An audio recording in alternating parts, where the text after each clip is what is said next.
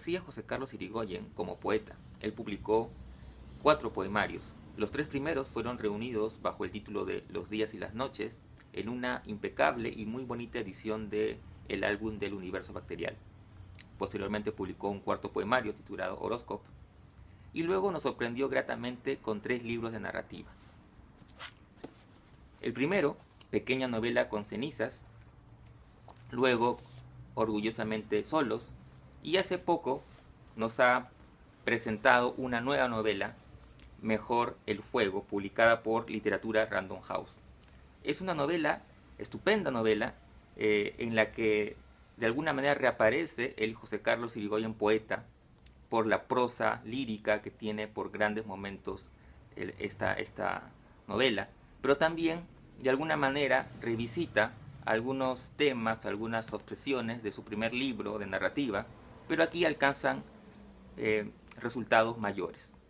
Con José Carlos conversé justamente sobre esta novela y quiero compartir con ustedes ese diálogo.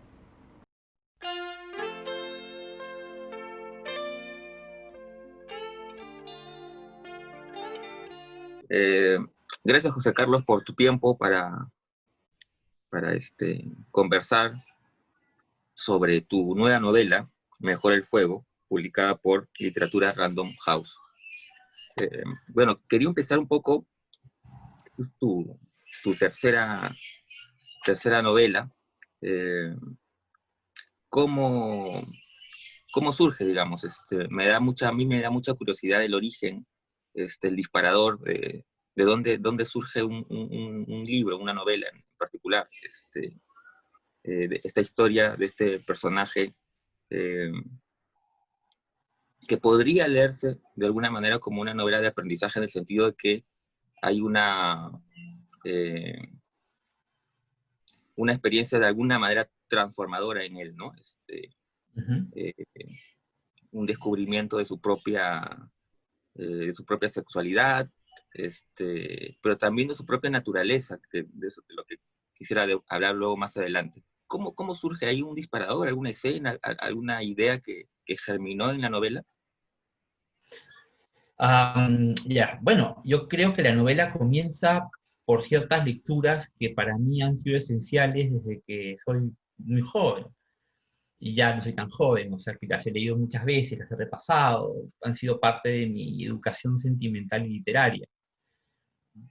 Uno de los, sin duda, unos autores que más me interesan, que más me importan, es Pier Paolo Pasolini, que ha sido uno de mis padres literarios y que en esta novela, para mí, aunque apenas se le nombra, si no me equivoco, una vez, es gravitante, porque este amor adolescente, homoerótico, entre jóvenes que solitarios, es parte de su impronta, de su obra, de su huella. También Juan Goytisolo, en novelas como Señas de Identidad, o Julián trata temas muy parecidos a los míos. Mauricio Bax, que es un escritor chileno muy poco conocido entre nosotros y en realidad también muy poco conocido en Chile, pero que ha tratado el tema de la homosexualidad violenta como creo que nadie lo ha hecho en América Latina, y me parece injusto que no tenga el lugar que merece novelas suyas como Epifanía de una sombra o Frente a un hombre armado, que para mí están entre lo mejor que se ha publicado en este continente en los últimos 50 años. Esos libros, para mí, esas lecturas fueron fundamentales para crear un personaje. Pero claro, esa es una explicación parcial e insatisfactoria, porque tú y yo sabemos muy bien que hasta las novelas menos autobiográficas tienen un factor autobiográfico, aunque esté soterrado y oculto. Y en este caso, bueno, no es tan soterrado ni oculto. Yo, al igual que el personaje, crecí, y mi adolescencia y mi juventud acaecieron en los años 90. Y ese es un libro que para mí, uno de sus principales temas son los años 90. Las marcas de la época creo que están presentes a lo largo de todo el libro, de toda esta ficción. Y eso tiene que ver justamente por mi necesidad de entender la época en que yo nací, en la que yo tuve un aprendizaje, que fue una época que, como tú recuerdas bien, fue bastante turbulenta, bastante oscura, bastante opresiva, y no soy el primero que la trata en la literatura peruana, definitivamente hay otros autores que lo han hecho, pero creo yo, modestamente, que lo he tratado desde una perspectiva más personal. Ujú. Ahora, la novela, que bueno, plantea pues la historia de este protagonista, eh, claro, digamos, hay varios temas interesantes que te genera la lectura de la novela, por lo menos me ha generado a mí. Eh, una tiene que ver con lo que dices, ¿no? De alguna manera hay un escenario, que es el escenario de la Lima de los noventas, con todas sus características muy particulares y muchas veces perturbadoras.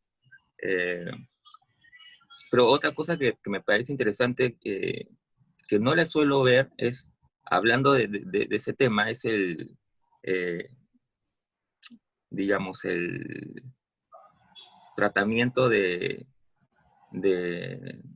las clases sociales, por ejemplo, ¿no? Porque, o sea, inmediatamente advertimos que el protagonista pertenece a una clase media, ¿no? Eh, que se relaciona con otro tipo de sectores, o otro tipo de clases, que es lo que nos suele pasar cuando uno termina el colegio y de repente se da ese tránsito hacia la universidad y conocemos se abre el espectro, digamos, ¿no? Y también hay un tema relativamente con eso. ¿Te lo propusiste así, digamos, directamente? Bueno, no sé si comencé con la idea cuando empecé a escribir el libro, pero definitivamente esta se volvió parte cuando me di cuenta de algo que tiene una crítica y una autocrítica. Nuestros escritores de clase media, no, a la que yo pertenezco, no solemos retratarnos, creo yo, con toda sinceridad. No quiero decir que todos, pero sí un grueso de ellos suele tener personajes que siempre son liberales, demócratas, anticlasistas, antirracistas, heteronormativos, cuando tiran no sudan. O sea, y entonces yo me dije, esta no es la clase media a la que yo pertenezco, o sea, no es la que yo conozco, por lo menos. Mi clase media es muy distinta. Y cuando se ha tratado el tema, se ha tratado con humor, ¿no? Un humor en fría de las situaciones, como Jaime Bay, No se olvides a nadie, por ejemplo. Eh, y me parece que me parece que muchas veces aceptar que existen estas situaciones es aceptar que somos parte de ellas. Y definitivamente somos parte de ellas. Yo quise retratar a un personaje que desembosadamente en su relato, es un relato además que bascula entre lo poético y lo coloquial, y es algo que yo buscaba también, que hubiera distintos momentos, que hubiera momentos en que el personaje se expresara con toda brutalidad, incluso con el desaliño de quien está en una situación, de quien expresa todo a mansalva, y que por otros momentos, los momentos, digamos, más tiernos o más eróticos, la poesía surgiera. Yo quería hacer ese balance. Y en los momentos en los que el personaje se expresa, es un personaje racista, es un personaje clasista, es un personaje que no tiene ningún interés por los principios democráticos, que no tiene ningún interés por nada de lo que podemos considerar justo y bueno, sino que se deja llevar pues, por prejuicios y por la evidente y soterrada ideología de su clase. Eh, y claro, en ese momento se vuelve consciente y me parece que eh, el personaje de esa manera es más reconocible, es más identificable entre lo que nosotros conocemos. Me parece que a veces no hemos logrado nosotros, los escritores, pero los hombres sobre todo, eliminar ciertas cárceles que tenemos, ¿no? Una es el racismo, otra es el clasismo, otro caso es también la masculinidad frágil y violenta a la vez con la que nacimos y nos contaminamos y que nos impide expresarnos con la libertad con la que otros escritores se expresan en otras latitudes. Y no te digo Francia, no te digo Inglaterra ni España, te digo en América Latina. Uh -huh. Sí, pues es verdad. Una de las, digamos, de los aspectos que hizo que la novela me gustara mucho tiene que ver justamente con la construcción de ese personaje, porque si bien por momentos nos podemos sentir cierto aprecio al personaje, ¿no? También hay otros momentos en que eh, nos puede repeler ciertas actitudes del personaje, pero al mismo tiempo, ¿no? nos confrontamos con eso, porque también de alguna vez nos reconocemos en muchas cosas, digamos, negativas, entre comillas, del personaje. Ahora, ahora que mencionaba el tema de la novela de aprendizaje y de esta especie de, no evolución del personaje, pero sí cambio del personaje, digamos, ¿no? El personaje termina, pienso yo, no sé si tú me corregirás, es mi lectura, termina de alguna manera envileciéndose, digamos, ¿no?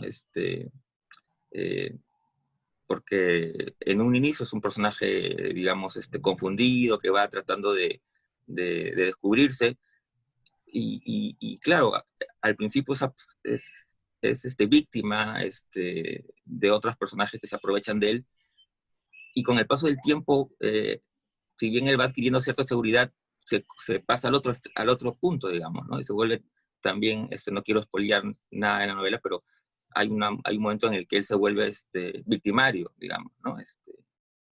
Cuéntame un Sí, poquito sobre eso. sí, es inevitable spoilear eso porque es una de las partes centrales del libro, o sea, que está bien. Lo que ocurre es que, no voy a decir nada nuevo, la sociedad peruana es una sociedad de víctimas y victimarios, ¿no? Es una sociedad en que todos nos violamos unos a otros, en los cuerpos, los nombres, las palabras, la memoria. Por eso, lo que el libro refleja a mí me parece que, aunque pueda parecer por momentos excesivo en su horror, no es más que un retrato vívido de lo que de lo que uno ha experimentado desde que tiene conocimiento de vivir en una sociedad como esta. Sobre la novela de aprendizaje, yo estoy de acuerdo que es una novela de aprendizaje. Yo hay una salvedad.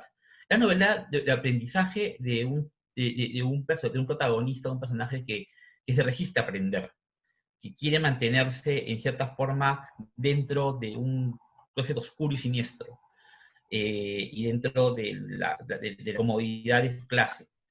Quiere disfrutar de los goces de las clases pauperizadas, digamos, pero sin renunciar a la suya. Y eso también es una contradicción que yo creo le da alguna riqueza. Em, Me parece que en realidad esta no es una novela.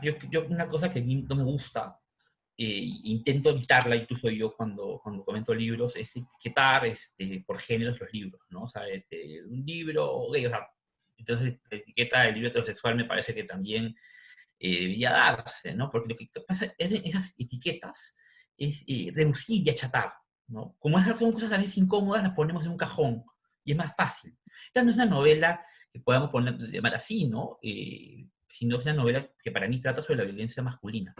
Es una novela sobre la violencia sexual masculina, que es un tema que me parece que en el Perú, bueno, no soy el primero que lo trata, lo ha tratado, por ejemplo, Vargas Llosa innumerables veces. Este, y, y también hay otros autores que de alguna manera u otra lo han tocado. Richard Parra, por ejemplo, en Los Niños Muertos, etc. Yo quería tratarla desde el punto de vista de nuestra clase media, que suele ser muy reacia a enfrentar que ese tema, que muchas veces parece destinado a las páginas policiales, también es constante dentro de su seno y muchas veces cobra formas tan atroces como las otras. Claro. Lo que nos lleva también a otro punto de la novela, que es, me parece a mí también el de la violencia, ¿no? Porque hay mucha violencia en la novela. Eh, lo cual me recordaba a tu primera novela, Pequeña novela con cenizas, porque también de alguna manera la violencia está muy, muy, muy presente. Ujú. En- en- Sí, sí. Pero hay diferencias, ¿no? La primera es que Pequeña Conciencia es un libro ensayístico en que la violencia apenas está rayada, dibujada, ¿no? Está boceteada, diría yo. No es el tema central. Yo diría que una de las limitaciones del libro es esa, que esta era la oportunidad de tratarla de manera honda y no lo hice. ¿Por qué no lo hice? Voy a ser muy honesto, porque no me atrevía. Lamentablemente es difícil quitarse ciertas cadenas, ciertos preceptos, ciertas prisiones mentales a la hora de escribir. Yo reconozco que en el primer momento no estaba preparado para escribir un libro como el que acabo de escribir, porque además, o sea, cuando digo que lo que dije anteriormente era una autocrítica, una crítica es por eso, porque yo no me salvo. He intentado salvarme esta vez con eso, ojalá lo haya logrado. de poder expresar la violencia de una manera más frontal. Y no creo que expresar la violencia de manera frontal sea llamar al escándalo gratuito. Aunque yo soy muy seguidor de esa frase de Pasolini que dice que escandalizar es un derecho, ser escandalizado es un placer y el que se niega a ser escandalizado es un moralista. O sea que tampoco estaría de todo mal. Pero mi tema con ello era simplemente mostrar la violencia y hacer belleza del dolor, como mediante la poesía. Yo creo que en este libro he regresado a la poesía. Y regresado a la poesía, la única manera en que uno puede regresar a la poesía sin darse cuenta. Cuando uno fuerza la máquina no regresa. Pero cuando empecé a escribirlo, me di cuenta de algo que mientras avanzaban los capítulos era más patente, que estaba escribiendo la novela como escribía versos. Y efectivamente, yo leo la novela ahora después de 3 meses de tenerla esperando por cuarentena, no quería tocarla hasta que saliera porque me angustiaba. Y descubro que hay varias páginas que están escritas mediante prosa poética, imágenes, atmósferas, y no pocas, ¿sabes? Yo creo que bastantes. Y eso ha sido para mí, cuando fui consciente de haber regresado a esa forma de escribir, fue dentro de lo difícil que fue elaborar este libro, ciertamente gratificante la idea de regresar a construir imágenes, a construir atmósferas, a construir versos metidos dentro de la prosa. Alguien puede decir, este es un libro que no es un libro de poesía porque no es en verso, lo cual es una cosa bastante elemental, pero siempre hay alguien que lo dice, y yo siempre diría lo que decía Osvaldo Reynoso, ¿no? Osvaldo Reynoso, un libro de poesía en el 55, si no me equivoco, que es Luzbel. Es un libro muy interesante, ¿no? Porque ahí se prefiguran ciertas cosas que estaban en la narrativa de Reynoso, y cuando él publicó, creo que no hay milagros, él le preguntó, ¿y cuándo es la poesía? Y él dijo, yo estoy siempre en la poesía, lo que pasa es que no la hago en verso. Yo respondería lo mismo. Y claro, y uno lee Entre no hay milagros, y es un libro que dentro de su atrocidad y su horror resuma poesía, ¿no? Ujú. Claro, ese justamente es otro aspecto que a mí me encantó de la novela, es justamente ese, ¿no? Digamos, la prosa que planteas en la novela, que como dices, claro, tiene un tono bastante lírico, por las imágenes, por las metáforas, etcétera, pero que además se sostiene, ¿no? No me parece que es por momentos, me parece que se sostiene a lo largo de toda la narración.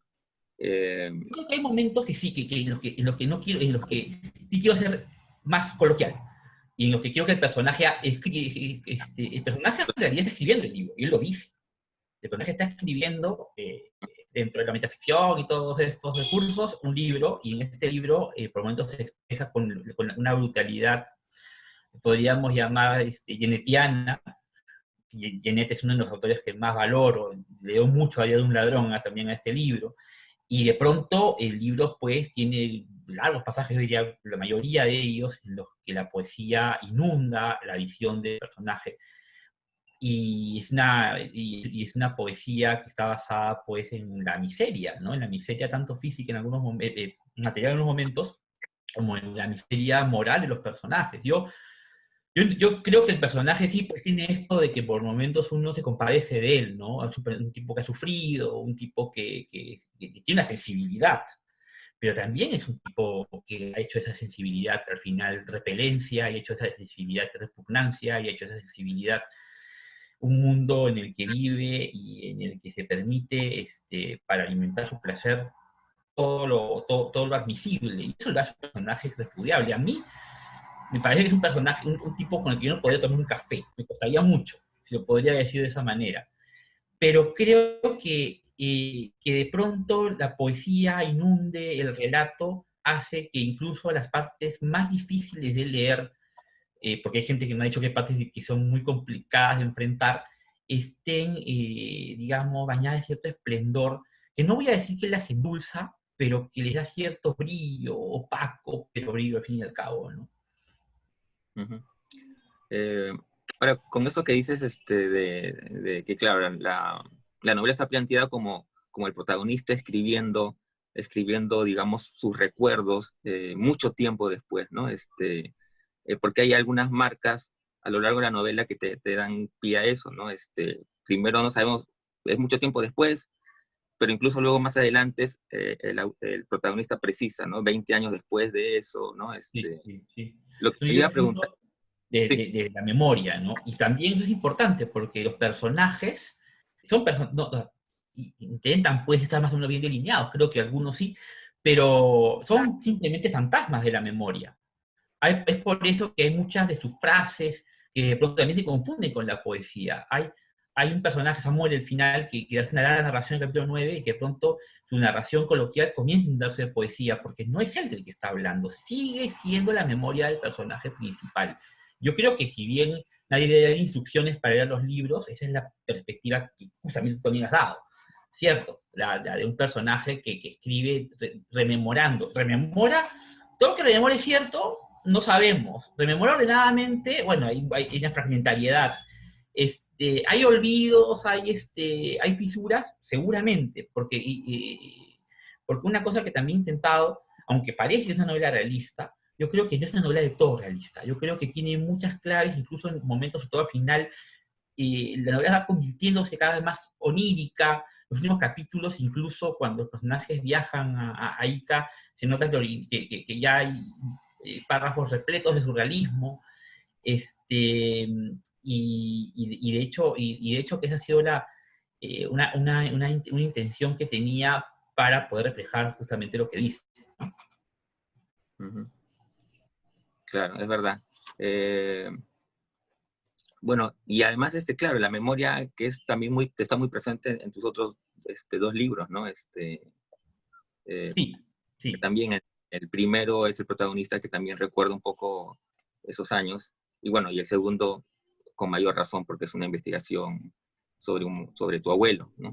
Es que la diferencia surge de lo que has dicho, ¿no? O sea, el primero es ensayístico y tiene algunas partes que provienen de la autobiografía, porque los primeros personajes, los personajes de los primeros libros soy inequívocamente yo, no lo voy a negar. Es evidente, yo lo digo, o sea, creo que está expreso.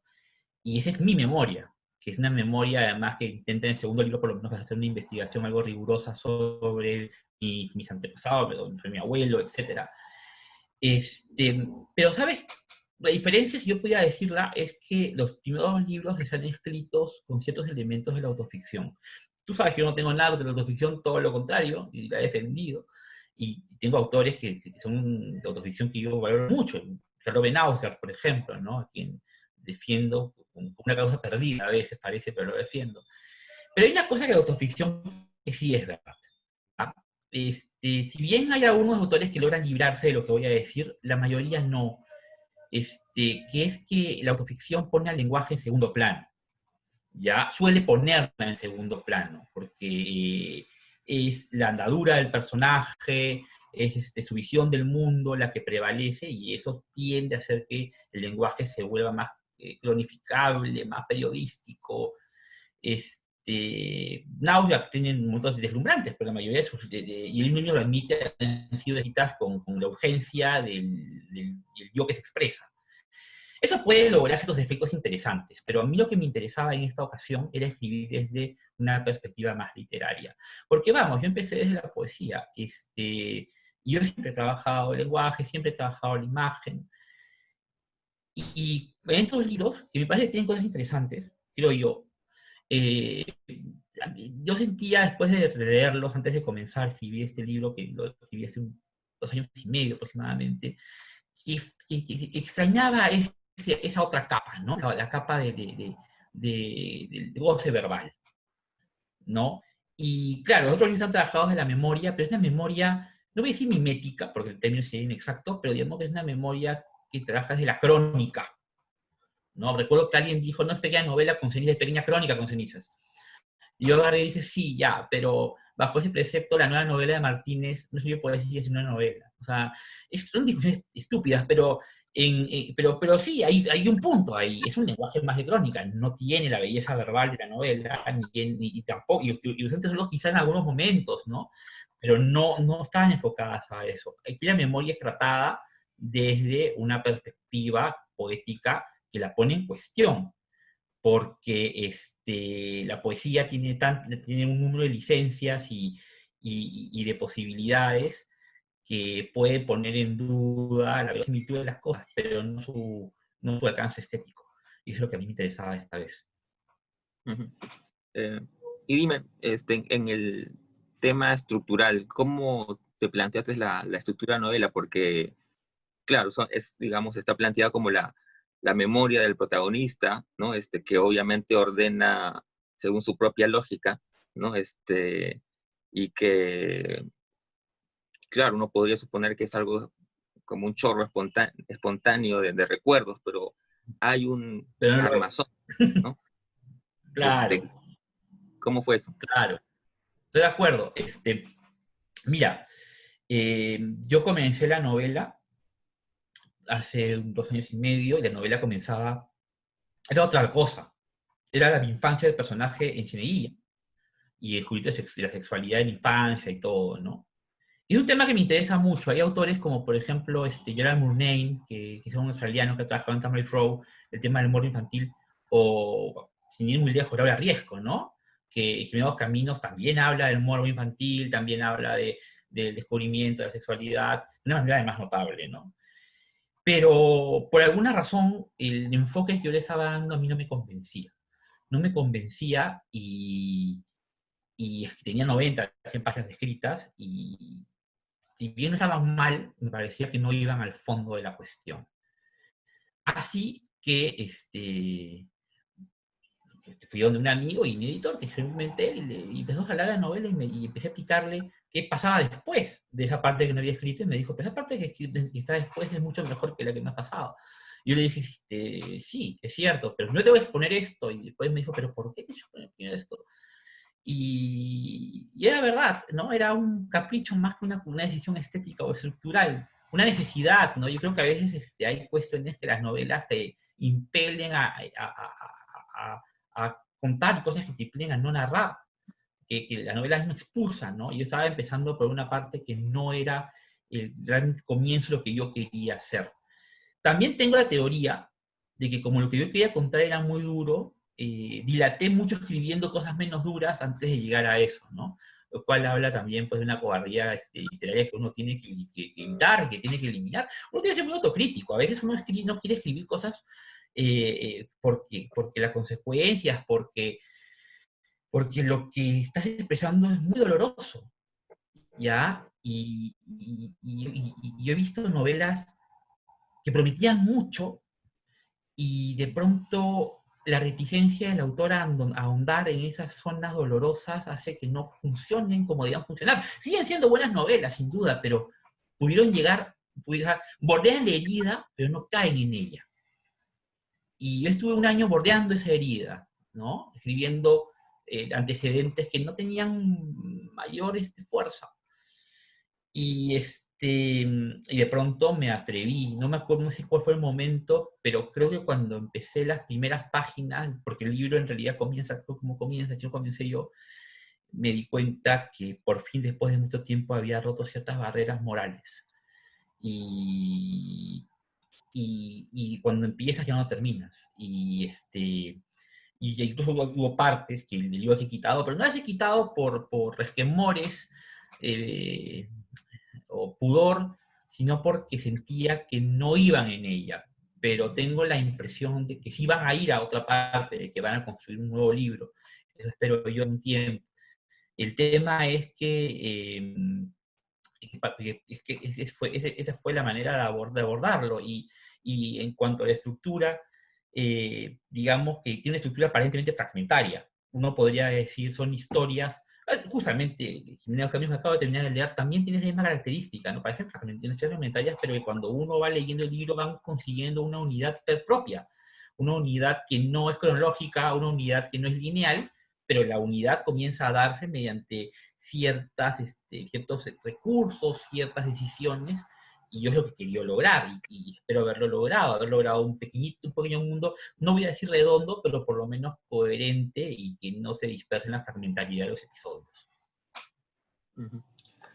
Un poco para ir terminando esta interesante charla, hablabas desde hace un rato sobre la poesía, que claro, es una novela que tiene mucha poesía, eh, Y me preguntaba justamente a partir de algo que tú decías, ¿no? Que digamos que no había que forzar a veces a la poesía, sino que digamos que sea de alguna manera natural.